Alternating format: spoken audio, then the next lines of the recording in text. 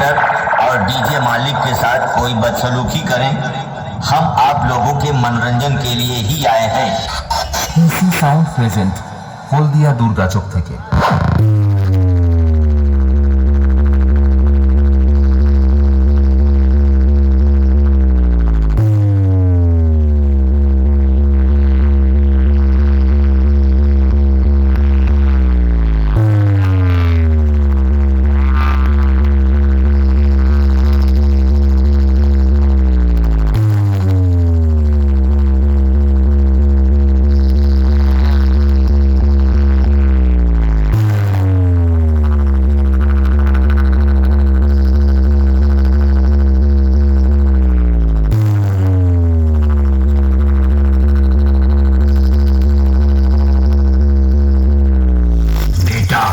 मेरे बारे में जब भी कोई पूछे तो मेरी पहचान बता देना।